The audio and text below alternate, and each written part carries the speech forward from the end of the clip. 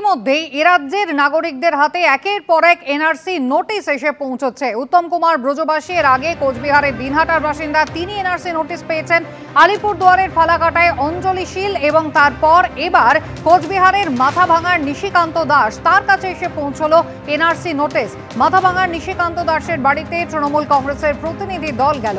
নিশিকান্ত দাসের বাড়িতে পৌঁছলেন তৃণমূলের জেলা সভাপতি অভিজিৎ দে ভৌমিক এবং প্রাক্তন মন্ত্রী বিনয় কৃষ্ণ বর্মন। এনআরসি বিতর্কে নিশিকান্ত দাসের পাশে থাকার আশ্বাস দিয়েছেন তারা।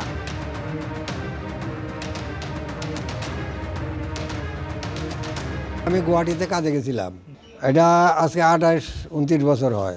যাওয়ার পরে একটা চৌপতি আছে, চৌপতির উপর দিয়ে যাইতে লাগে কাজে। তখন এখানে পুলিশ পাহারা দেয়, আমাকে দেখে আমাকে পুলিশে উঠায় নিয়ে গেল। প্রমাণপত্র দিয়ে আইছি, তারপরে বলছে যে ঠিক আছে, আমি প্রমাণ আজকে পাইলাম, যাও এখানে কাজ করো, কোনো সন্দেহ নাই। এখন এই এতদিন 28-30 বছর পরে কোর্টের থেকে নোটিশ আসছে। উকিলের বাড়িতে গেলাম, এগুলো যে সমস্ত প্রমাণ আছে সবগুলো প্রমাণপত্র নিয়ে গেলাম। 58 সালের কওলা নিয়ে গেছি বাবার, আর আমার ভোট কার্ড, আধার কার্ড, রেশন কার্ড, জমির খতিয়ান এ সমস্ত নিয়ে গেছি। নিচে এরপরে উকিলে বলতেছে কি কয় এইগুলো হবে না। তো যদি এইগুলো না হয় তা আমার জীবনের প্রমাণে এইগুলা, যদি এইগুলা না হয় তা আমি কী দেখাবো আপনাকে? কয় তাহলে আপনার বাবা যে ভোট দিয়েছে 58 সালে, যে এই ভোটার লিস্টটা, ওইটা আমার লাগবে, ওইটা হইলে কাজটা সমাধান হবে। একেবারে শুরুতেই কোচবিহারের দিনহাটার উত্তম ব্রজবাসী, তার কাছে এসে পৌঁছেছিল এনআরসি নোটিশ। তারপর ফালাকাটার অঞ্জলি শীল, অসম সরকারের নোটিশ তিনিও পেয়েছেন। অঞ্জলি শীল ফালাকাটার জটেশ্বরের ময়মনসিংহ পাড়ার বাসিন্দা, কোকড়াঝাড় ফরেনার্স ট্রাইব্যুনালের নোটিশ তাঁর বাড়িতেও এসে পৌঁছেছে। নোটিশ দিল আলিপুরদুয়ারের ফালাকাটা থানার জটেশ্বর থানার পুলিশ। নোটিশে সমস্ত নথিপত্র নিয়ে 19 আগস্ট কোকড়াঝাড় যাওয়ার নির্দেশ দেওয়া হয়েছে। সব নথি নিয়েই দেখা করবেন, এই চিঠির সত্যতা যাচাই করবেন, এমনটাই জানিয়েছেন অঞ্জলি শীল।